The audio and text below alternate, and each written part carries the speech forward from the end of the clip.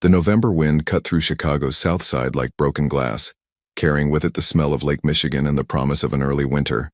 Elena Martinez pulled her worn coat tighter as she wiped down the last booth at Rosie's Diner, her reflection barely visible in the rain-streaked windows. Outside, the streetlights flickered against the darkness of 10 p.m., casting long shadows across the empty parking lot. "You heading out, honey?" called Rosie from behind the counter, her voice raspy from 40 years of cigarettes she'd finally quit last spring. The older woman was counting the register, her weathered hands moving with practiced efficiency through bills and coins. Elena glanced at the clock, a vintage Coca-Cola piece that had hung on that wall since before she was born. "Just finishing up the last section. I'll take out the trash before I lock up." Rosie looked up, concern creasing her already lined face. "You sure? It's dark out there in this neighborhood. I've done it 100 times, Rosie. I'll be fine." Elena managed a tired smile. She appreciated the concern, but after 6 years working double shifts at this diner, the routine was as familiar as breathing. Besides, she needed every hour of work she could get. Rent was due in 3 days, and she was still $200 short.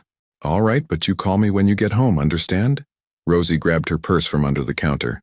"I mean it, Elena. My phone stays on." "I will. Promise."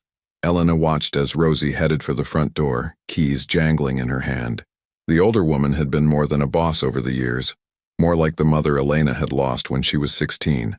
A car accident on the I-90. Black ice. Gone in an instant. That was 9 years ago, but some wounds never fully closed. The bell above the door chimed as Rosie left, and suddenly the diner felt cavernous. Elena stood in the middle of the checkered floor, surrounded by empty red vinyl booths and silent chrome fixtures. The old jukebox in the corner sat dark and quiet.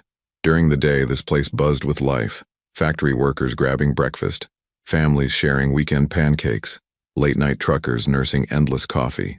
But now, in these still moments after closing, Elena could hear everything.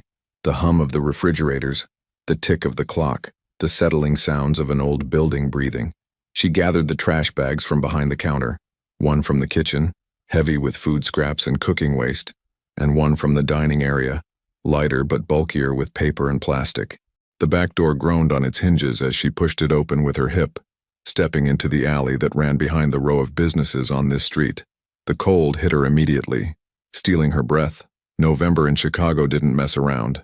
Elena blinked against the wind, her eyes adjusting to the dimness. The alley was lit by a single security light mounted above the dumpster, its yellow glow creating more shadows than illumination. Graffiti covered the brick walls on both sides. Not the artistic kind, just tags and territorial markings that changed every few months. She'd walked this alley hundreds of times, but tonight something felt different. The air carried a tension she couldn't name, like the pressure before a thunderstorm. Elena shook her head, dismissing the feeling. She was just tired, that was all. 16-hour days did that to a person. The dumpster sat against the back wall, its green metal surface dented and scratched from years of use. Elena approached it, already reaching for the lid, when she heard it, a sound, soft, almost imperceptible, the rustle of paper, movement. She froze, her hand on the cold metal of the dumpster. Rats were common in Chicago alleys, but this sounded bigger. Her heart began to beat faster, adrenaline cutting through her exhaustion. "Hello?" Her voice came out smaller than she intended, swallowed quickly by the wind. The movement stopped. Elena stood perfectly still, every sense heightened. She should go back inside, lock the door, call someone. That's what any sensible person would do. But curiosity, or maybe stubbornness, kept her feet planted. She'd dealt with raccoons before, even a stray dog once. Whatever this was, she could handle it. She took a step closer to the dumpster, then another. The security light flickered, and in that brief moment of clarity, she saw him. A man.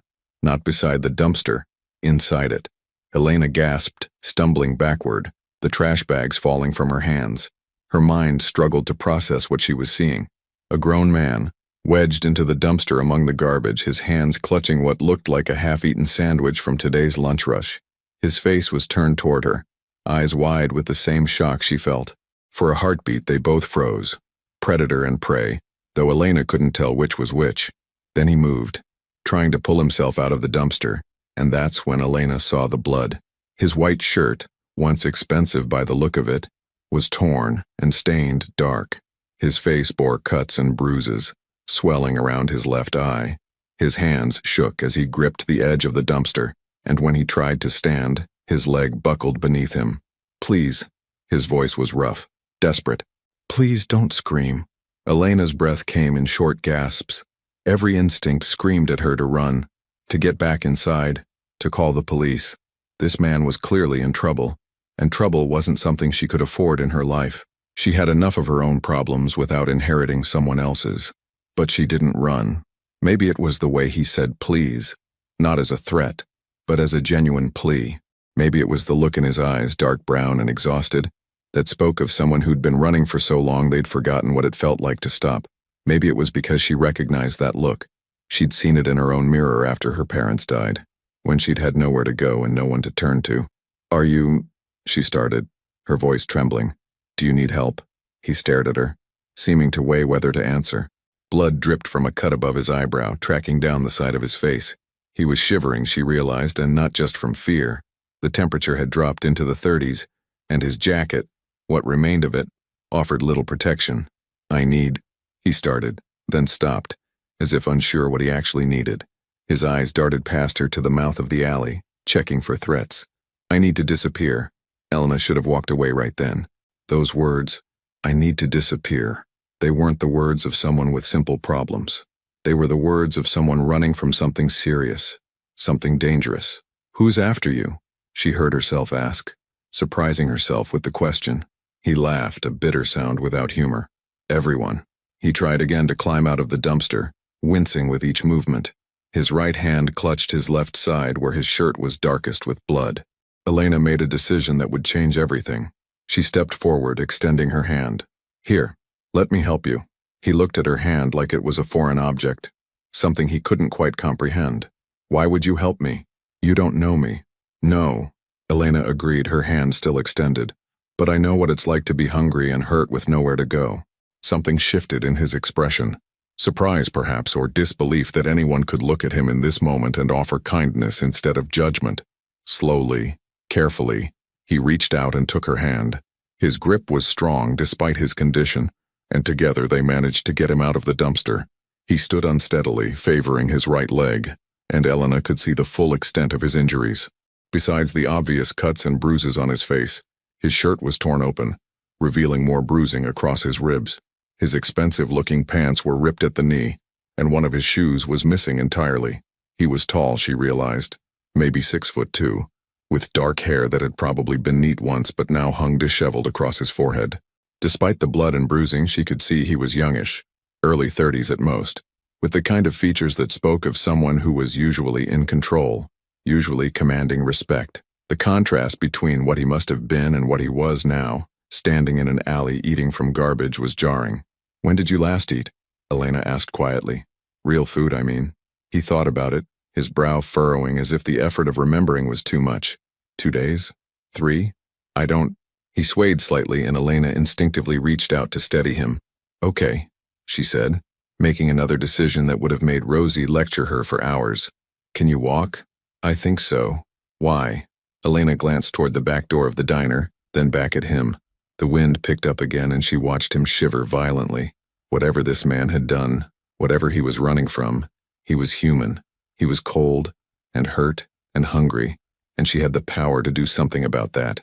"Come in," she whispered, the words carrying more weight than their simplicity suggested. "Dinner's still warm." He stared at her, and for a moment, she thought he might refuse, might disappear back into the shadows and leave her standing there, hand extended into empty air. But then his shoulders sagged, the weight of whatever he'd been carrying finally too much. "You're serious," he said, not quite a question. "The door's right there. I can get you food, clean up those cuts. No strings attached." Elena paused, then added, "But if you're going to hurt me, please just say so now and save us both the trouble." That bitter laugh again. "Lady, I couldn't hurt a fly right now if I wanted to. I can barely stand. Then let's get you inside before you fall over." Supporting him proved more difficult than Elena expected. He was heavy, all muscle and bone, and clearly in more pain than he wanted to show. Each step seemed to cost him, his breath coming in short gasps that might have been from broken ribs. They made it to the back door, and Elena managed to get it open while keeping him upright. The warmth of the diner's interior hit them immediately, and Elena heard him make a sound, relief mixed with something like grief. How long had he been out in the cold? How long had he been running? She guided him to the nearest booth, helping him slide onto the red vinyl seat. In the diner's fluorescent lighting, his injuries looked even worse. The cut above his eyebrow definitely needed stitches, and the bruising on his face had started to purple in earnest. But it was his eyes that caught her attention, exhausted beyond measure but also alert, constantly scanning the room, the windows, the doors. The eyes of someone who'd learned the hard way that danger could come from anywhere. "Stay here," Elena said, moving behind the counter. "I'm going to lock the front door and close the blinds." He nodded, watching her with that same wariness. She quickly moved around the diner, locking the door, flipping the closed sign, pulling down the old Venetian blinds that Rosie kept threatening to replace. Within minutes, the diner became a sealed bubble, cut off from the outside world. Elena washed her hands at the kitchen sink, then pulled out ingredients from the refrigerator. The grill was still warm from the evening rush, and she set to work with the efficiency of someone who'd cooked thousands of meals in this space. Eggs, bacon, hash browns, toast. Simple, filling, warm. The kind of meal that could bring someone back from the edge. While the food cooked, she grabbed the first aid kit from under the counter, a well-stocked box that Rosie insisted on maintaining because you never know when someone's going to cut themselves on something. She carried it to the booth, setting it on the table. "I'm going to clean those cuts," she said, not asking permission. She dampened a clean towel with warm water and antiseptic, then gently reached toward his face. He flinched, an instinctive reaction, then forced himself still. Elena worked carefully, dabbing at the cut above his eyebrow. He winced, but didn't pull away. "This should have stitches," she said quietly. "Can't go to a hospital." "I figured." She applied butterfly bandages, doing her best to pull the edges of the cut together. "I'm Elena, by the way." He hesitated, and she could see him calculating whether to give a real name or a false one. "Marco," he finally said. "Is that your real name? Does it matter?" "I guess not." She moved to the other cuts on his face, working with gentle efficiency. "Are you going to tell me what happened? Would you believe me if I said I fell down the stairs?" "No." "Smart." He was quiet while she worked, his eyes following her movements. "Why are you doing this?" Elena paused, considering the question. Why was she doing this? She had no good answer, nothing that would make sense to an outsider. "When I was 17, she said slowly, "I lived in my car for 3 months. My parents had died. I had no other family, and the foster system wasn't going to take someone my age. I worked at a gas station during the day, slept in the car at night, and tried to save enough for a deposit on an apartment." She returned to cleaning his wounds, but continued talking. "One night, it was winter, cold like tonight. My car wouldn't start. Dead battery. I was stuck in that parking lot with no heat, no money to fix it, nowhere to go. I thought," she swallowed hard at the memory, "I thought I might not make it through the night." Marco was watching her intently now, really looking at her for the first time. This guy came out of the gas station, older man, must have been in his 60s. He saw me sitting there, saw the situation, and he could have just walked away. But he didn't. He jumped my car, drove me to an all-night diner, bought me a hot meal, and gave me the phone number of someone who ran a boarding house for young people. Said no strings attached, just pass it forward someday. "Did you?" Marco asked quietly. "Pass it forward?" Elena looked at him, this broken man in her booth, and smiled slightly. "I'm trying to." The timer on the grill beeped, and she returned to the kitchen. The smell of cooking food filled the diner. Bacon sizzling, eggs frying, toast browning. Simple smells, but powerful. The smell of sustenance, of comfort, of home. She plated the food generously. This wasn't a time to be stingy, and brought it to the booth along with a large glass of water and a cup of coffee. Marco stared at the plate like it was a mirage that might disappear if he blinked. "Eat," Elena said simply, sliding into the booth across from him. He picked up the fork, his hand shaking slightly, and took a bite. Then another, and then he was eating in earnest. Not frantically, but with the focused intensity of someone who'd forgotten what real food tasted like. Elena watched silently, sipping her own coffee, giving him space. When he'd finished more than half the plate, he slowed down, taking a long drink of water. "Thank you," he said, and there was genuine emotion in those 2 words. "You have no idea what this means." "You're welcome." Elena wrapped her hands around her coffee mug, feeling its warmth. "Do you want to tell me what happened? Who did this to you?" Marco set down his fork, his expression hardening. "The less you know, the safer you are. I think we're past that point, don't you? I've already helped you. If someone's looking for you and they find out I fed you, gave you shelter. She let the sentence hang. He studied her, seeming to wage an internal battle. Finally, he sighed. What do you know about organized crime? Elena's stomach tightened. Only what I see in movies. Movies get it wrong, Marco said, his voice flat. They make it seem glamorous, exciting. The truth is darker, uglier. It's violence and fear and people who see other humans as tools to be used or obstacles to be removed. And you're part of that world, Elena said, not quite a question. Was, Marco corrected. I was born into it. My father ran operations on the South Side for 30 years. When he died 5 years ago, I took over. Not because I wanted to, but because it's what was expected. What I'd been groomed for since I was old enough to understand what my family really did. Elena tried to process this information. The man sitting across from her eating eggs and bacon in her diner ran organized crime operations. Should run, maybe. Past tense. What changed? Marco laughed that bitter laugh again. I did. Or I tried to. Turns out you can't just walk away from that life. They don't give you a retirement party and a gold watch. He touched the cut above his eye, wincing. I tried to go legitimate. Started moving money into legal businesses, cutting ties with the dirty operations. Thought I could transition everything clean over time. Someone didn't like that, Elena guessed. My second in command, Victor. Marco's jaw tightened just saying the name. He saw it as weakness, betrayal of everything we stood for. He convinced others that I'd lost my edge, that I was going to bring everything down. He paused, staring at nothing. 2 nights ago, they came for me. My own men. People I'd trusted with my life. How did you escape?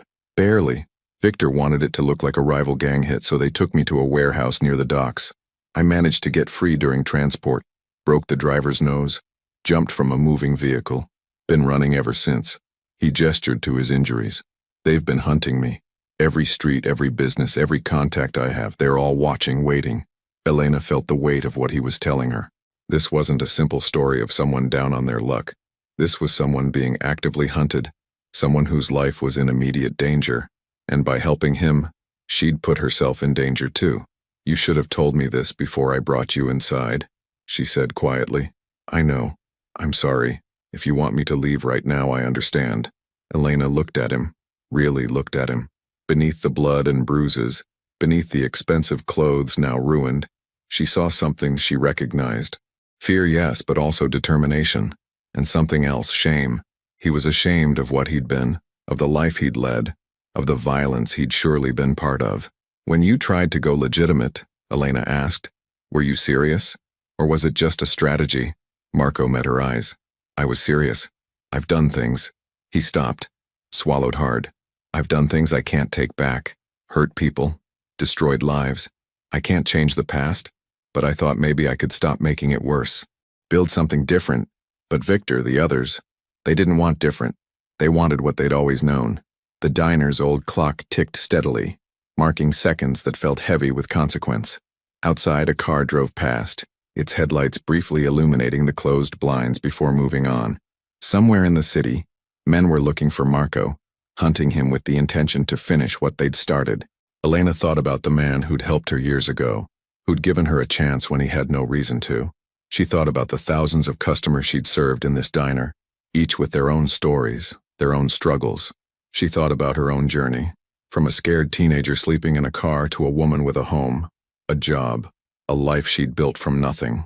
There's a storage room in the back, she said finally. It's small, but there's an old couch back there that Rosie uses during her breaks. You can stay there tonight. Tomorrow we figure out what comes next. Marco stared at her, disbelief clear on his face. You're serious? After everything I just told you? You said you were trying to change. Maybe you deserve a chance to actually do that. Elena stood up, collecting his empty plate.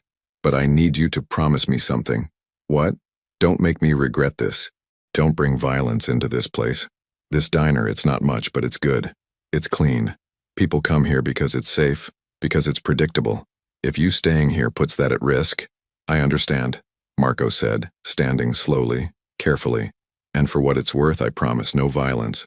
If they find me, I'll leave before anything happens here. Elena nodded, then gestured for him to follow her. They moved through the diner, past the kitchen, to a door marked storage. Inside was exactly what she'd described.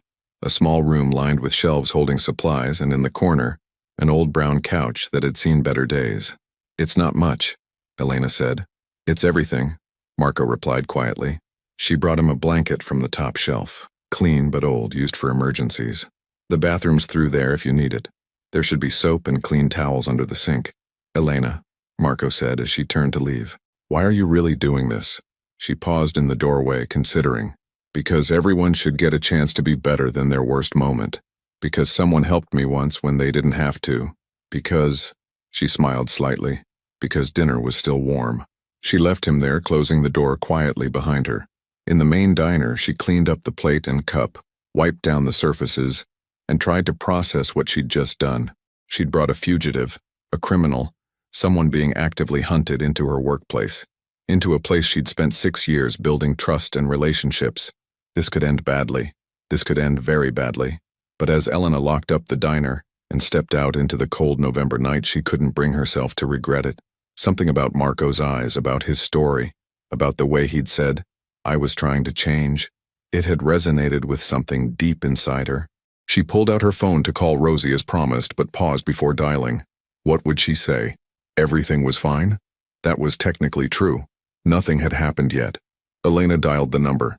"Hey Rosie, it's me. I'm heading home now. Everything's locked up." "Good, good. You be careful walking to your car, honey." "I will.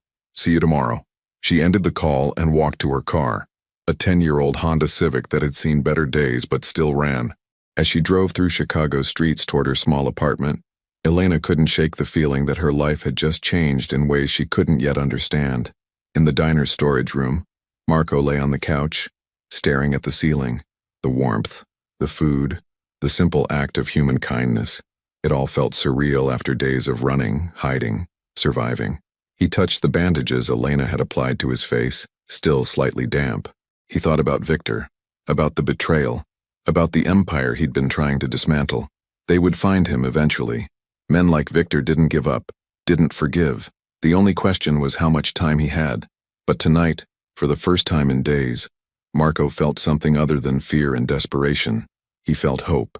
Fragile, uncertain hope, kindled by a waitress who'd looked at him eating from garbage and offered dinner instead of judgment. He closed his eyes, exhaustion finally pulling him under. Tomorrow would bring its own challenges, its own dangers. But tonight, he was warm, fed, and safe. Tonight, that was enough. Outside, the November wind continued to blow through Chicago's streets, carrying with it the scent of coming snow and the weight of choices made. In the distance, sirens wailed, the constant soundtrack of the city. But inside the diner, all was quiet. The first chapter had closed, but the story was just beginning. Morning came too early for Elena. She'd barely slept, tossing and turning in her small apartment, her mind replaying the events of the previous night. Every time she closed her eyes, she saw Marco's face, bruised, exhausted, desperate.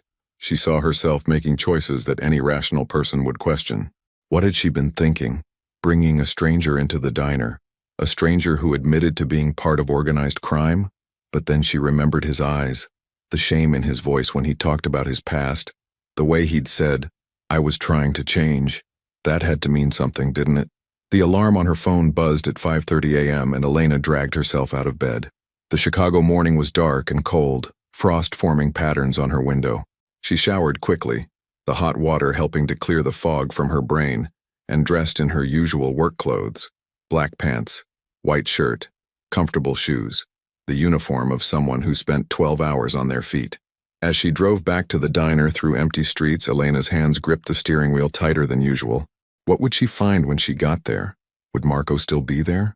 Would he have left in the night, disappearing as suddenly as he'd appeared? Part of her hoped he had. It would be simpler, safer. But another part, the part that had offered him help in the first place, hoped he was still there. The diner's parking lot was empty when she arrived at 6 a.m. She unlocked the front door, flipped on the lights, and stood for a moment in the familiar space. Everything looked normal. Booths in neat rows, counter-cleaned coffee pots ready to be filled. No sign that anything unusual had happened here just hours ago. Elena moved through her opening routine on autopilot, starting the coffee, preheating the grill, checking inventory, setting up the register. But her mind was elsewhere. focused on the storage room door at the back of the diner. She hadn't heard any sounds from there yet. Maybe he really had left. She was pouring her first cup of coffee when she heard it, a soft creak from the back. Her heart jumped, and she set down the pot carefully, trying to steady her suddenly shaking hands. The storage room door opened slowly, and Marco emerged. In the morning light, he looked different. Still injured, still bruised, but somehow more human. He'd cleaned himself up, his face washed, his hair combed back with wet fingers, his torn shirt buttoned as best it could be over the bandages she'd applied. He moved stiffly, clearly in pain, but there was a determined set to his shoulders. "Good morning," Elena said quietly, aware that her voice sounded too loud in the empty diner. "Morning." Marco paused in the doorway, as if unsure whether he was allowed to come further. "I hope it's okay that I used the bathroom sink. I tried not to make a mess." "It's fine." Elena poured a second cup of coffee, adding cream and sugar, and brought it to him. "How did you sleep?" He accepted the cup, wrapping his hands around it like she had the night before. "Better than I have in days. That couch is more comfortable than it looks." He took a sip, closing his eyes briefly. "Thank you. For everything." They stood there awkwardly. Two strangers connected by circumstances neither fully understood. Elena noticed details she'd missed in the darkness and chaos of last night. The strong line of his jaw beneath the bruising, the way he held himself despite the injuries, the expensive watch still on his wrist that he somehow hadn't pawned or lost. This was a man used to being in control, used to commanding respect, now reduced to accepting charity from a waitress. "I should go," Marco said finally, setting down the cup. "Before your boss arrives, before customers start coming. You've done more than enough, and the longer I stay, the more danger I put you in." "Wait," Elena heard herself say. "Have you eaten?" "Elena, it's a simple question. Have you eaten this morning?" He shook his head. "I'm not hungry." "That's not true. You're starving. I can see it." She moved toward the kitchen. "Sit down. Let me make you breakfast, and then we can talk about what happens next." Marco looked like he wanted to argue, but exhaustion and hunger won out. He carefully lowered himself into the nearest booth, the same one from last night, and watched as Elena worked. She fell into the familiar rhythm of cooking. Eggs, bacon, pancakes this time, hash browns. The diner would open in 30 minutes, and the first customers would start trickling in around 6:45. She had time, but not much. "Tell me about Victor," Elena said as she cooked, keeping her voice casual. "You're second in command. How long did you know him?" Marco was quiet for a moment. 15 years. He worked for my father first, came up through the ranks. When my father died and I took over, Victor was the logical choice to be my right hand. He knew the operations, knew the people, knew how everything worked. You trusted him. Completely. That was my mistake." Bitterness crept into Marco's voice. "I thought loyalty meant something in that world. I thought the years we'd worked together, the things we'd been through, counted for something. But I was wrong." Elena flipped the pancakes, watching them brown. "When did you realize he was going to betray you?" "Too late. I'd been making changes for about 6 months. Gradually, carefully. Selling off properties, cutting ties with certain operations, moving money into legitimate businesses. Victor voiced concerns, but I thought he'd come around eventually. I thought once he saw we could make just as much money legally, he'd understand. But he didn't. No. To him, to the others, what I was doing looked like weakness. In that world, weakness gets you destroyed. They started holding meetings without me, making decisions, questioning my judgment. I should have seen it coming, but I was so focused on the end game, getting out clean, that I missed the warning signs. The food was ready. Elena plated it and brought it to the booth, sliding in across from Marco. He stared at the breakfast like it was a feast. "Eat," she said simply. He did, more slowly this time than last night, savoring each bite. Elena sipped her coffee and watched the windows, watching the street outside gradually come to life. A delivery truck rumbled past. A jogger in bright workout gear ran by, breath visible in the cold air. Normal morning routines, oblivious to the drama unfolding inside this small diner. "Can I ask you something?" Marco said between bites. "Sure. Why aren't you more afraid?" Most people, they'd have called the police the moment they saw me, or at least thrown me out, locked the doors, pretended they never saw anything. He set down his fork, looking at her with genuine curiosity. "But you brought me inside, fed me, let me sleep here. Why?" Elena considered the question. She'd been asking herself the same thing all night. "I told you about the man who helped me when I was living in my car. But I didn't tell you the whole story. I'm listening. After he gave me the phone number for the boarding house, I almost didn't call it. I was proud, stubborn. I'd survived 3 months on my own, and asking for help felt like admitting defeat. Elena wrapped her hands around her coffee mug, feeling the warmth seep into her palms. But it was getting colder, and I knew I wouldn't make it through another week. So I called. She paused, remembering that phone call, how her voice had shaken as she explained her situation to the woman who answered. The boarding house was run by this older couple, the Harrisons. They'd started it after their own daughter became homeless following a mental health crisis. They understood what it was like to fall through the cracks, to have nowhere to turn. They gave me a room, asked for minimal rent, and more importantly, they treated me like a person, not a charity case. That's where you stayed? For 2 years. Mrs. Harrison helped me get my GED, then helped me apply for community college. I took business classes at night while working during the day. I was going to own my own restaurant someday, have something that was truly mine. Elena smiled, but it didn't quite reach her eyes. That didn't work out. College was more expensive than I thought, even community college. I had to drop out after 3 semesters. But you ended up here, Marco said. That's something. It is. Rosie hired me 6 years ago when I needed a job desperately. The Harrisons had told me I could stay as long as I needed, but I wanted to be independent, wanted to prove I could make it on my own. Rosie took a chance on me. I had no experience, no references, nothing. She just saw someone who needed an opportunity. Elena looked around the diner, at the worn booths and vintage fixtures, the faded pictures on the walls showing the diner in various decades. This place became my home. The regular customers became like family, and I learned that sometimes the smallest acts of kindness, letting someone prove themselves, offering a hot meal, giving someone a place to sleep, those acts can change everything. Marco was quiet, absorbing her story. So when you saw me in that alley, I saw someone who needed help. Someone who, despite everything he'd done, despite wherever he'd come from, was still human, still deserving of basic compassion. She met his eyes. Maybe I'm naive. Maybe I'm going to regret this. But I'd rather take that risk than become someone who can walk past suffering without stopping. Before Marco could respond, the front door opened. Both of them tensed, but it was only Rosie, arriving early as she often did. Elena, you're here already? Rosie called out, not yet seeing Marco in the booth. Couldn't sleep either, huh? I tell you, this cold weather plays havoc with my... She stopped mid-sentence, finally noticing the man sitting in the booth. Her eyes widened, taking in his bruised face, his torn clothes, the obvious signs of violence. Her gaze snapped to Elena, a dozen questions in that single look. Rosie, Elena stood quickly. This is Marco. He needed help last night. Rosie looked between them, her expression unreadable. She'd run this diner for 40 years, had seen everything Chicago's streets had to offer.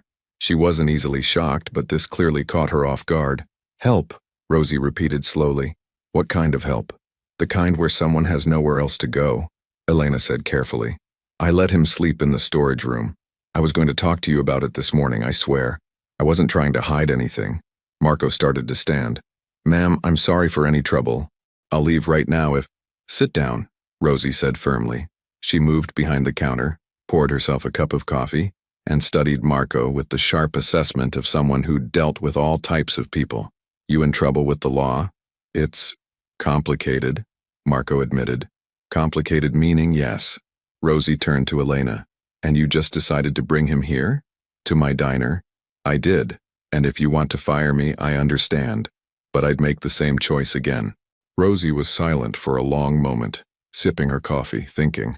Elena held her breath, aware that her impulsive decision last night might cost her not just her job, but the closest thing to family she had left. How long has it been since you ate a proper meal? Rosie finally asked Marco. He blinked, surprised by the question. 2-3 days before last night. Elena fed me then, too. And where will you go when you leave here? I don't know yet. Rosie sighed, a sound that seemed to come from deep in her chest. Elena, can I talk to you in the kitchen? Privately? Elena followed Rosie into the back, her heart pounding. Through the serving window, she could see Marco sitting in the booth, his posture tense, probably expecting the worst. All right, Rosie said once they were alone. Tell me everything, and I mean everything. No sugarcoating, no protecting me from the truth. What did you get yourself into? Elena explained it all, finding Marco in the dumpster, bringing him inside, learning about his past, his attempts to go legitimate, the betrayal. She left nothing out, knowing that Rosie deserved the complete truth. When she finished, Rosie leaned against the counter, rubbing her temples. Lord, child, you really know how to complicate your life, don't you? I know it was stupid. I know I should have called the police or just walked away. But Rosie, you always taught me that this diner stands for something, that we treat people with dignity, that we help when we can. How could I walk past someone who needed help and still call myself the person you trained me to be? Rosie looked at her, and Elena saw emotions warring in the older woman's eyes. Concern, frustration, but also something like pride. You're right. I did teach you that, and I meant it. But Elena, this is different.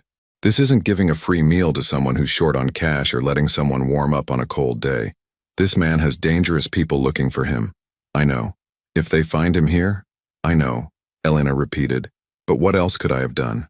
Rosie was quiet, then suddenly laughed. A short, sharp sound. You know what? You remind me of me at your age. Stubborn, idealistic, convinced I could save everyone. She shook her head. Fine. He can stay in the storage room for now, but only for a few days until he figures out his next move. And if anything seems off, if any dangerous-looking people start hanging around, he's gone. Understood? Relief flooded through Elena. Understood. Thank you, Rosie. Don't thank me yet. We might both regret this. Rosie headed back to the dining area, Elena following. Marco, she addressed him directly. You can stay for a few days, but you follow our rules. You stay in that storage room during business hours unless Elena says otherwise. You don't bring trouble to my door, and you help out. Cleaning, dishes, whatever needs doing. If you're going to be here, you're going to earn your keep. Marco stood, something like respect in his eyes. Yes, ma'am, thank you. I won't forget this. See that you don't. Rosie checked her watch. Elena, finish getting the place ready to open. Marco, you need to be out of sight in 10 minutes. We'll figure out the rest as we go. The morning rush started at 6:45, exactly as Elena predicted. The diner filled with the usual crowd, construction workers grabbing breakfast before their shift, nurses coming off the night shift at the hospital 3 blocks away, students from the community college stopping by before early classes. Elena moved through her routine with practiced ease, but her mind was partially elsewhere, aware of Marco hidden in the storage room. Around 8:30 a.m., during a brief lull between the breakfast and mid-morning crowds, Elena brought Marco another cup of coffee and a plate of leftover pancakes. She found him sitting on the couch, staring at his hands. You okay? She asked, setting down the food. I've been thinking, Marco said slowly, about what happens next. I can't stay here indefinitely. Victor's people, they're thorough. They'll check every business, every contact, every place I might go. Eventually, they'll come here. Then we make sure you're gone before they do. It's not that simple. He paused, seeming to struggle with something. There's evidence, documentation of everything Victor's done, everything the organization has done. I kept records, insurance in case things went wrong. I need to get to it. Where is it?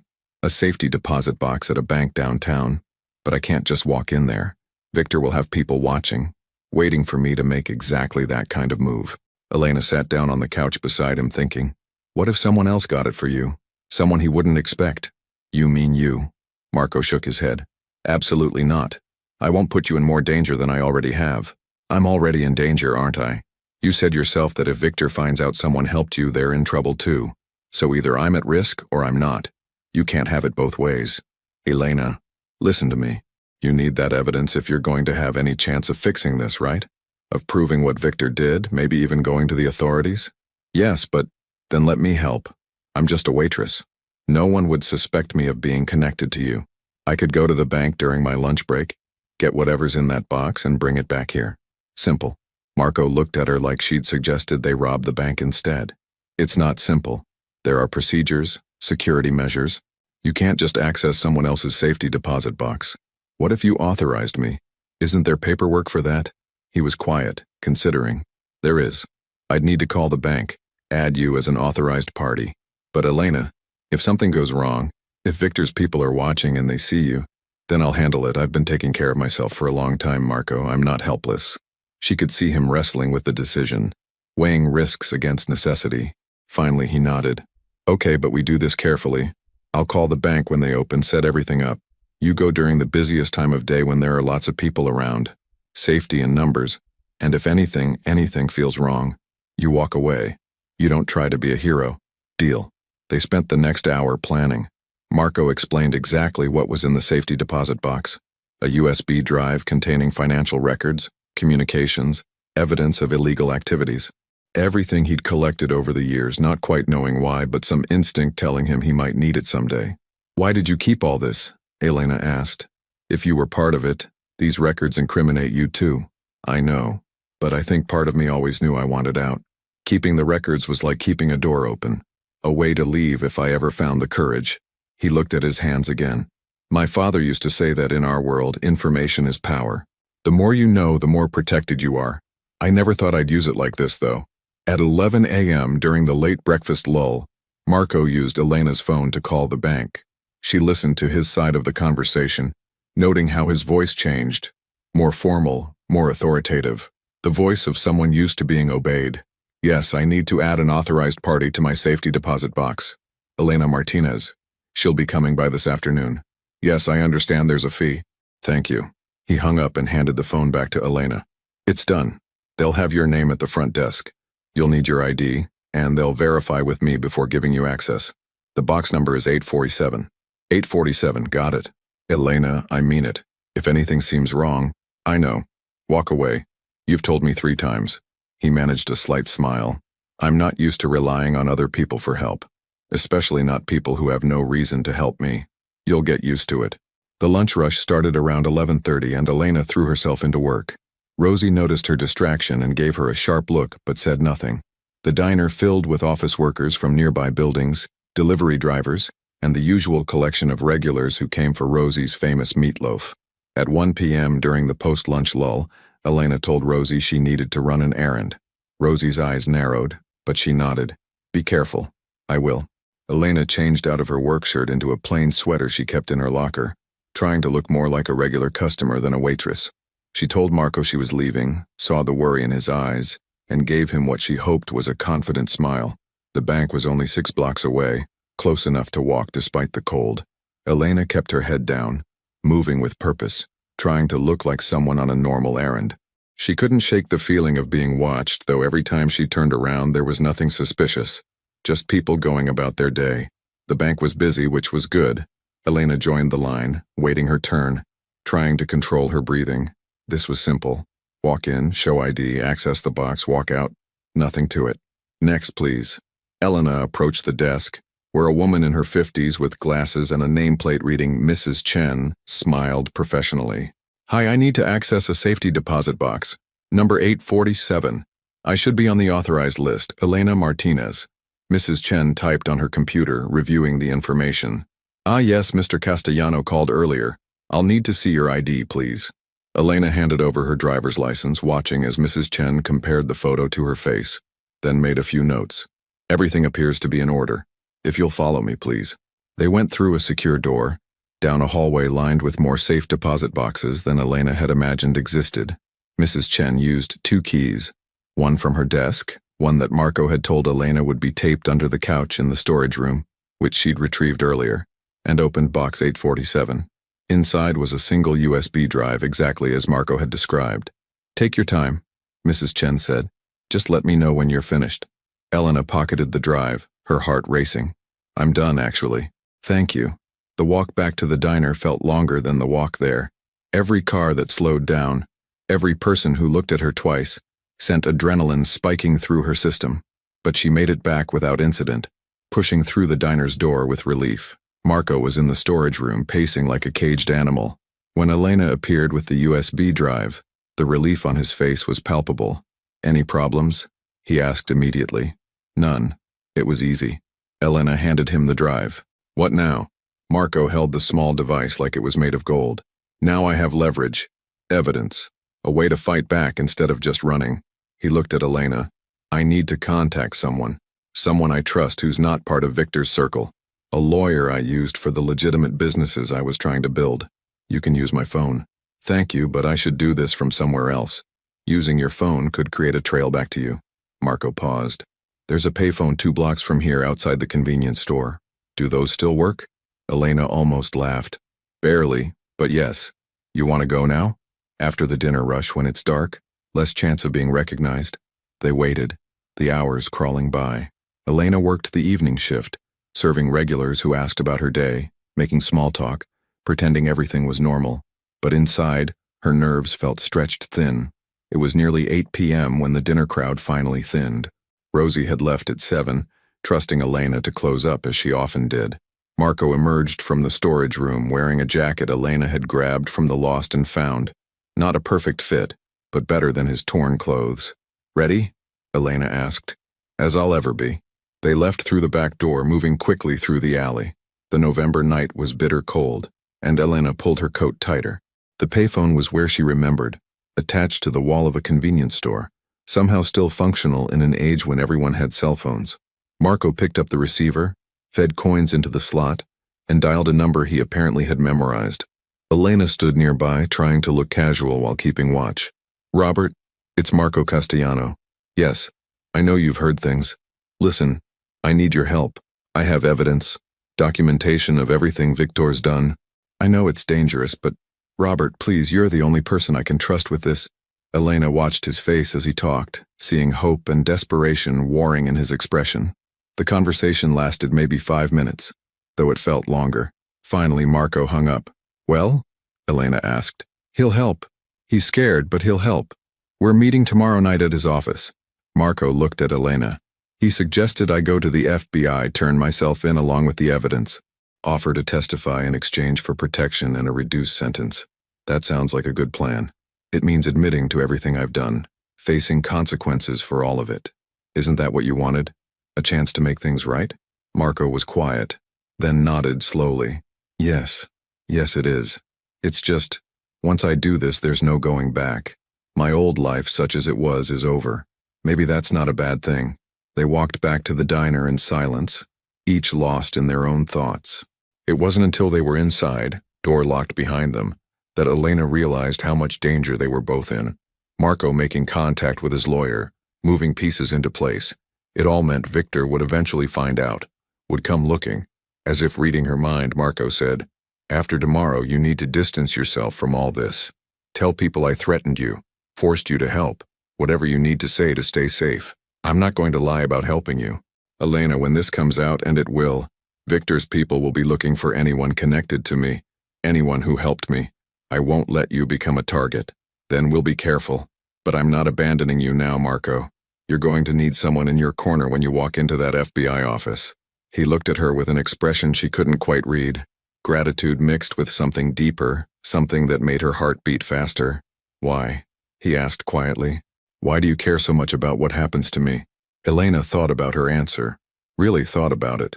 Because I think people deserve second chances. Because I think you're genuinely trying to change. And because...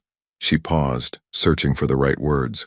Because sometimes you meet someone and you just know you're supposed to help them. I can't explain it better than that. Even if it puts you in danger? Even then. They stood in the empty diner, the only light coming from the security lamp in the corner. Outside, Chicago continued its endless rhythm. Cars passing, sirens in the distance, life moving forward. But inside this small space, time felt suspended, crystallized in this moment of connection between two people from completely different worlds. I should let you go home, Marco said finally. You've been on your feet all day. I should get some sleep, Elena agreed, but neither of them moved. Elena, Marco said, and there was something different in his voice now. I want you to know, when this is over, when I've testified and everything's done, I'm going to pay you back for this. For the food, the shelter, the help, all of it. I don't want your money, Marco. Then what do you want? She smiled. I want you to actually change, to become the person you're trying to be. That would be payment enough. He shook his head slowly, something like wonder in his eyes. You're remarkable, you know that? I'm really not. I'm just someone trying to do the right thing. That's exactly what makes you remarkable.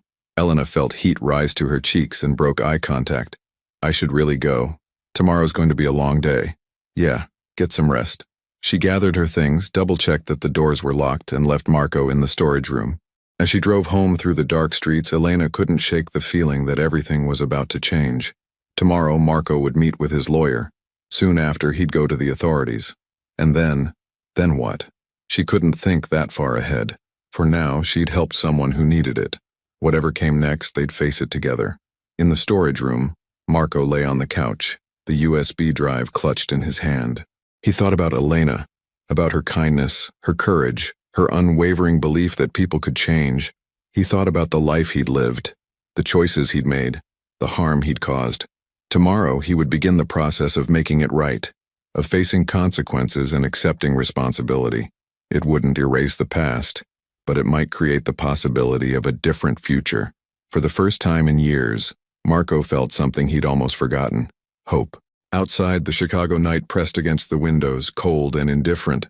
Somewhere in the city, Victor was planning, searching, hunting.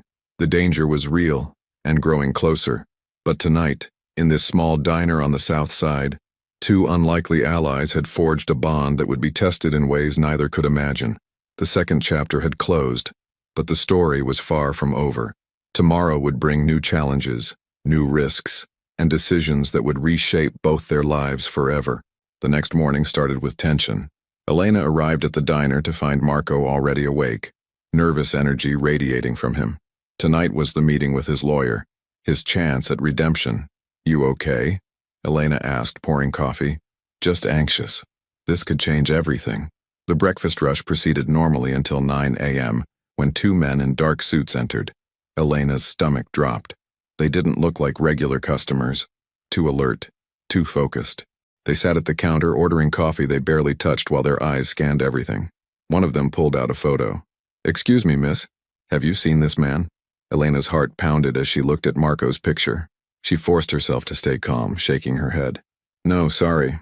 Lots of people come through here, though." The men exchanged glances. "If you do see him, call this number. There's a reward." They left a card and departed. Through the window, Elena watched them check the alley, the same alley where she'd found Marco. The afternoon sun cast long shadows across the diner as Elena cleaned tables with mechanical precision. Her hands moved automatically. Wipe, spray, wipe again. But her mind was miles away, replaying the morning's encounter with Victor's men over and over like a movie stuck on repeat. They knew. Maybe they didn't know Marco was here specifically, but they were close. Too close. The way those men had studied the diner, the alley, the surrounding buildings, they were narrowing their search, eliminating possibilities one by one. It was only a matter of time. Marco's meeting with his lawyer was scheduled for 8 p.m. at Robert's downtown office. 6 more hours. Could they make it 6 more hours without being discovered? "Elena, honey, you've wiped that same table 3 times now." Rosie's voice cut through her thoughts. The older woman stood behind the counter, concern etched deep in the lines of her face. "Talk to me. What's going on?" Elena set down her cloth and moved to the counter, keeping her voice low despite the diner being relatively empty. Just 2 customers in corner booths, both absorbed in their phones. Victor's people were here this morning, showing Marco's picture, asking questions. Rosie's expression hardened. "What did you tell them?" "That I hadn't seen him. They believed me, I think." "But Rosie, they're searching systematically. They'll be back or they'll send others. And if they find him here, then we make sure he's gone before that happens." Rosie pulled out her phone, checking the time. "When's his meeting?" 8 o'clock. Downtown. That's rush hour. Lots of people on the streets, lots of movement. Good. Rosie drummed her fingers on the counter, thinking. "My nephew, Tommy. He drives for a rideshare company. He owes me a favor. I could have him pick Marco up from the back alley, drive him to the meeting. No connection to you, no trail leading back here." Relief flooded through Elena. "Would he do that? For me?" "Yes. He's a good kid. Keeps his mouth shut." Rosie was already dialing. "Tommy, it's Aunt Rosie. I need a favor and I need you to not ask questions." While Rosie arranged transportation, Elena checked on Marco. She found him in the storage room, pacing like he had been all day. The USB drive sat on the small table, next to a notepad where he'd been writing, preparing what to say maybe, or documenting last-minute details he'd remembered. "There's a development," Elena said, and explained about Rosie's nephew. Marco listened, then nodded slowly. "That's smart. Better than walking out the front door or calling a cab that could be traced." He paused, studying her face. "You look worried." "I am worried. Those men this morning. Marco, they're not going to give up. Even after you testify, even after Victor's arrested, there will be others. People who feel betrayed, who want revenge. I know. He moved to the small window, peering through the gap in the curtain at the alley outside. That's why witness protection exists. New name, new city, new life. I'll disappear. The words hit Elena harder than she expected. Of course he would disappear. That was the point. The only way he'd be safe. But somehow, in the chaos of the last 2 days, she hadn't fully processed what that meant. Marco would walk out of her life as suddenly as he'd entered it, and she'd never see him again. That's good, she managed to say. That you'll be safe. He turned from the window and something in his expression suggested he understood what she wasn't saying. Elena, these past 2 days, I know it's been complicated and dangerous, but you've given me something I didn't think I'd ever have again. What's that? Hope. A reason to believe that change is actually possible. That I'm not defined forever by the worst things I've done. Marco crossed the small room, standing close enough that she could see the fading bruises on his face, the cuts that were starting to heal. I won't forget that. I won't forget you. You don't have to. Yes, I do. Because when I'm in witness protection, starting over somewhere new, I'm going to remember that someone believed I was worth saving. That's going to matter on the hard days. Elena felt tears prick her eyes and blinked them back. This wasn't the time for emotion. They still had hours to get through, and she needed to stay focused. We should go over the plan again. Make sure we haven't missed anything. They spent the next hour reviewing every detail. Tommy would arrive at 7:30, pulling into the alley behind the diner. Marco would leave through the back door, get in the car, and Tommy would drive him to Robert's office building downtown. Robert would be waiting, along with a federal agent he'd already contacted. Someone he trusted. Someone who specialized in organized crime cases. Marco would hand over the USB drive, make his statement, and formally request witness protection in exchange for his testimony against Victor and the entire organization. If everything went according to plan, he'd be in federal custody by 9 p.m., safe from Victor's reach. What if something goes wrong? Elena asked. What if Victor's people are watching the lawyer's office? Robert's smart. He'll have thought of that. And once I'm with federal agents, even Victor won't risk an attack. It would bring too much attention, too much heat. Marco tried to sound confident, but Elena heard the uncertainty underneath. The dinner rush started at 5:30 and Elena forced herself to work normally. Smile at customers, take orders, deliver food, make small talk. Every time the door opened, her heart jumped. Every unfamiliar face made her pulse quicken. But the evening progressed without incident. Just regular people eating regular meals, unaware of the drama unfolding in the storage room. At 7 p.m., Rosie sent Elena on an early break. Go. Talk to him. You both need this. Elena found Marco dressed in clean clothes, a pair of jeans and a button-down shirt from the Lost, and found that actually fit reasonably well. He'd shaved using a disposable razor from the first aid kit, and without the bruises and blood and exhaustion, Elena could see him clearly for the first time. This was who he might have been in another life. Someone successful, confident, normal. You clean up well, she said with a small smile. I borrowed these. I'll replace everything, I promise. Don't worry about it. Elena sat on the couch and Marco joined her. They sat in comfortable silence for a moment, listening to the muffled sounds of the diner beyond the door, dishes clattering, conversations humming, Rosie calling out an order to the kitchen. I've been thinking about what comes after, Marco said quietly. After the testimony, after witness protection places me somewhere new, I'll need to find work, build a life. I was thinking maybe something simple, construction, warehouse work, something with my hands, something honest. You'd be good at that. You've got a strong work ethic. I saw how you cleaned up after yourself, tried to help despite your injuries. I want to be the kind of person who contributes something positive, who helps instead of harms. He looked at his hands. Hands that had done things he regretted. Hands that were now trying to build something different. Do you think that's possible? Real redemption? Elena thought about her own journey. From a scared teenager living in a car to a woman with a job, a home, a life. I think redemption is possible if you're willing to do the work. It won't be easy, and it won't erase the past. But yes, I think people can change. Even people like me. Especially people like you. Because you're trying. That matters. The alarm on Elena's phone buzzed. 7:25 p.m. 5 minutes until Tommy arrived. Her stomach clenched with nerves and something else she didn't want to name. It's almost time, she said unnecessarily. Marco stood, gathering the few items he'd accumulated.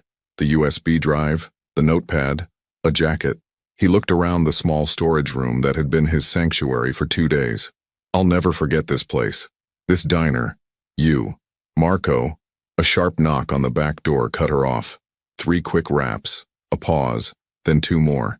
The signal Rosie had arranged with Tommy. That's him, Elena said, her voice catching slightly. They moved through the diner's kitchen to the back door. Elena checked the peephole, confirmed it was Tommy, a young man in his 20s with Rosie's same kind eyes, then unlocked the door. Hey, Aunt Rosie said you needed a ride? Tommy kept his voice casual, playing his role perfectly. Where we headed? Downtown. I'll give you the address. Marco turned to Elena, and for a moment they just looked at each other. So much had happened in such a short time. 2 days that had changed both their lives fundamentally. Thank you, Marco said simply, for everything. Be safe, Elena replied. And Marco, keep your promise. Become the person you want to be. I will.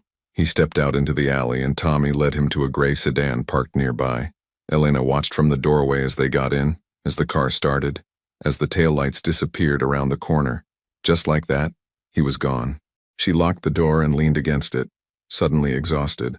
The adrenaline that had kept her going for 2 days drained away all at once, leaving her shaky and hollow. Elena?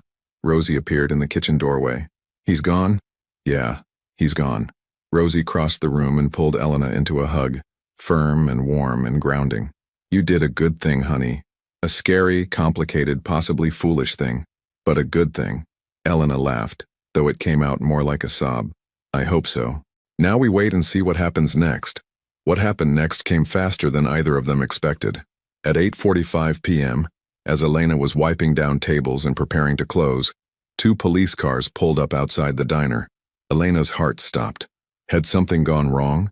Had Victor's people intercepted Marco before he reached safety? But when the officers entered, their demeanor was professional, not aggressive. The lead officer, a woman in her 40s with sharp eyes and a badge that read Detective Morrison, approached the counter. Good evening. I'm looking for Elena Martinez. That's me. Elena's voice came out steadier than she felt. I need to ask you some questions about Marco Castellano. We have reason to believe you may have had contact with him in the last 48 hours. Elena glanced at Rosie, who gave a small nod of encouragement. Am I under arrest? Not at this time, but we do need your statement. Would you be willing to come to the station voluntarily? The word voluntarily hung in the air, carrying the implication that if Elena refused, it might not remain voluntary for long. Okay, let me get my things. I'm coming too, Rosie said firmly. She's not going anywhere without me. Detective Morrison seemed to consider objecting, then nodded. Fine, follow us, please. The drive to the police station felt surreal. Elena sat in the back of the squad car, not handcuffed, not under arrest, but definitely not free to leave, and watched Chicago's streets pass by. What would she tell them? The truth? Lies to protect herself? Some combination of both? At the station, they were taken to a small interview room, industrial gray walls, fluorescent lighting, a table with chairs on either side. Detective Morrison sat across from Elena while Rosie stood near the door, her presence a silent support. Ms. Martinez, I'm going to be direct with you. Marco Castellano is currently in federal custody, providing testimony about organized crime activities. He's confirmed that you provided him with shelter and assistance over the past 2 days. Is that accurate? So Marco had told them. Elena felt relief. At least he'd made it safely to the authorities. Yes, that's accurate. Can you explain how you came to be involved with Mr. Castellano? Elena took a breath and told the story, finding Marco in the alley, bringing him inside, learning about his situation, helping him retrieve the evidence he needed. She left nothing out, understanding that honesty was her best protection now. Detective Morrison listened without interrupting, taking notes occasionally. When Elena finished, the detective set down her pen and studied her for a long moment. Ms. Martinez, do you understand that harboring a fugitive is a crime? He wasn't a fugitive. No warrants had been issued for his arrest. No, but he was involved in criminal activities, and people were actively searching for him to cause him harm. You could have been charged as an accessory. Could have been?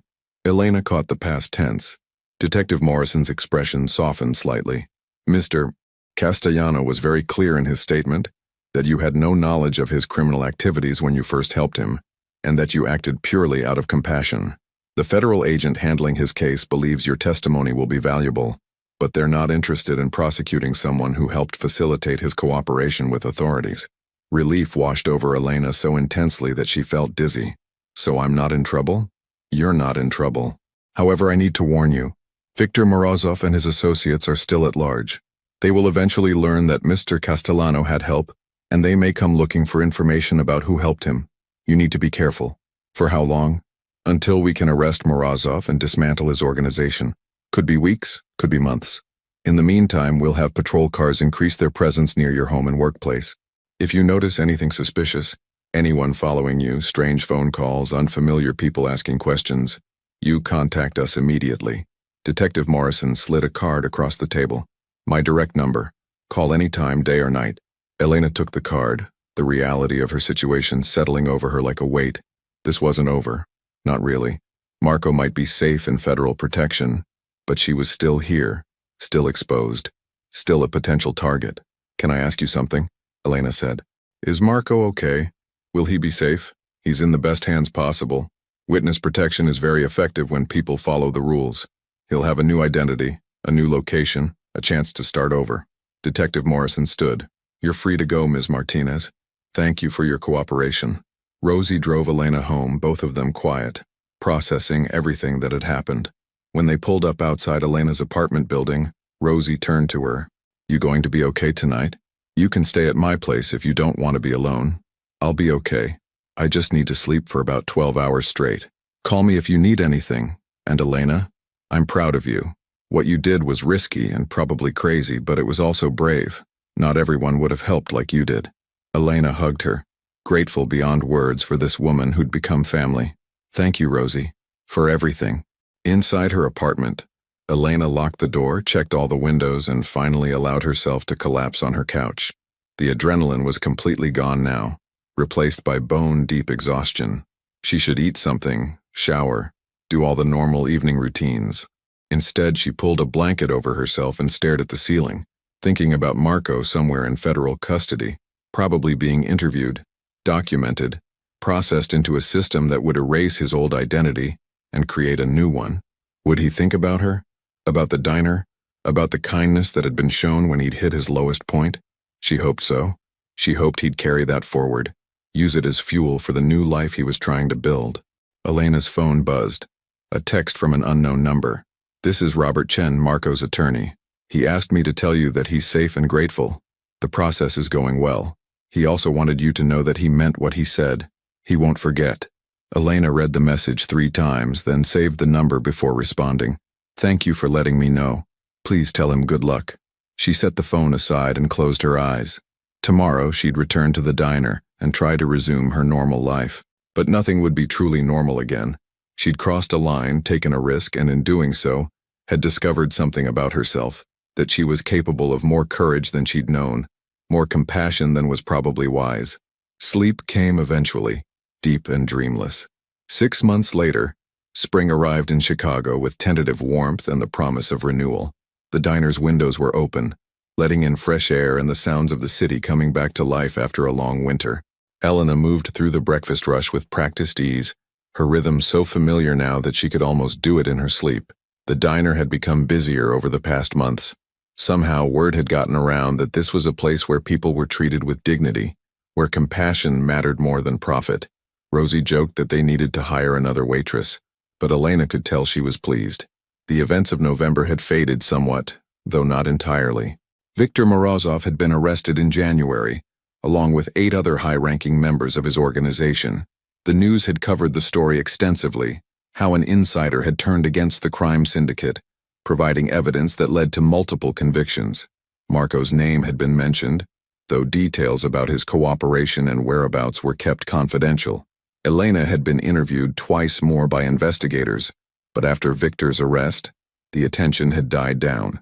The increased police patrols near the diner had gradually decreased until life returned to something approaching normal, but Elena hadn't forgotten. She thought about Marco often, especially on cold nights when she took out the trash and remembered finding him in that alley. She wondered where he was now, what name he used, what kind of work he'd found. She hoped he was happy, or at least content. She hoped he was becoming the person he'd wanted to be. At 10 a.m. during the mid-morning lull, the mailman delivered the diner's usual stack of bills and advertisements. Elena sorted through them absently, while Rosie prepared lunch specials in the kitchen. Then she saw it, a postcard. The front showed a generic landscape, mountains and forest, no identifying features. Elena flipped it over and her breath caught. The message was brief, written in handwriting she recognized despite having only seen it once on that notepad in the storage room. Dinner's still warm. Working construction now. Building things instead of breaking them. You were right. Change is possible. Thank you for seeing the person, not the past. M. No return address, no location marker, nothing that could trace back to wherever he was. But it was enough. It was more than enough. Elena felt tears sting her eyes. Happy tears this time. He'd made it. He was building a new life, keeping his promise, becoming someone different. What's that? Rosie asked, emerging from the kitchen. A postcard. From a friend. Elena smiled, reading the message again. He's doing well. Rosie looked at the postcard, understanding immediately. Good. That's real good. She squeezed Elena's shoulder. You did that, honey. You gave him a chance when no one else would. He did the hard part. I just offered dinner. Sometimes that's all someone needs. A hot meal and someone who believes in them. Elena pinned the postcard to the bulletin board behind the counter, among photos of regular customers, newspaper clippings about the diner's anniversary, Rosie's grandchildren's artwork. It fit there perfectly. Another piece of the diner's story, another life that had been touched by this place. The door chimed and a young man entered, early 20s, wearing worn clothes with the haunted look of someone who'd been sleeping rough. He approached the counter hesitantly. Excuse me, he said quietly. I don't have much money, but I haven't eaten in 2 days. Is there any way I could work for a meal? Wash dishes, clean, whatever you need? Elena looked at him, seeing the desperation, the pride that made asking for help so difficult, the hope that someone might say yes. She thought about Marco eating from the dumpster. She thought about herself at 17 living in her car. She thought about the man who'd helped her when he didn't have to. Sit down, Elena said warmly, already moving toward the kitchen. Let me get you some breakfast, no work necessary. Really, but I can't pay. Don't worry about it. Everyone deserves a warm meal. The young man's eyes filled with gratitude as he slid into a booth. Elena prepared eggs, bacon, hash browns, toast. The same meal she'd made for Marco that first night. As she cooked, she felt the rightness of this moment, this continuation of a cycle that stretched back through her own life and forward into an unknown future. Rosie came up beside her, watching the young man through the serving window. Here we go again, she said, but she was smiling. Here we go again, Elena agreed. She brought the plate to the booth, set it down in front of the young man, and watched as he stared at the food like it was a miracle. Take your time. Eat as much as you want. Thank you, he whispered. You don't know what this means. I think I do. As Elena returned to the counter, she glanced at the postcard on the bulletin board. Marco had said that remembering someone believed he was worth saving would matter on hard days. Elena understood that now in a deeper way. It wasn't just about helping someone in the moment. It was about creating ripples, about passing forward the kindness that had been shown to you, about building a world where compassion mattered more than judgment. The morning sunshine streamed through the diner's windows, illuminating dust motes that danced in the air. Outside, Chicago continued its endless rhythm, people rushing to work, buses running their routes, construction crews building and rebuilding, life moving forward, one day at a time.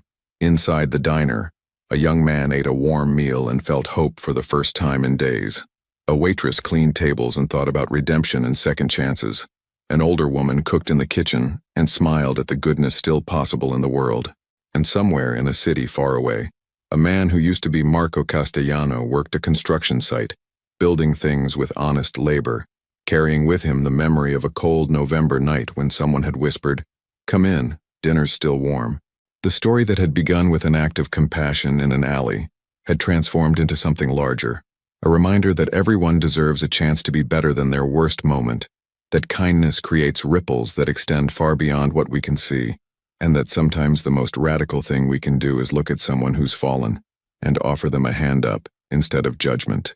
Elena wiped down the counter, served coffee to arriving customers, and felt at peace.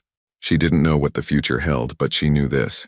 She would continue to do what she could, help who she could, and believe in the possibility of change, because dinner was still warm, and it always would be.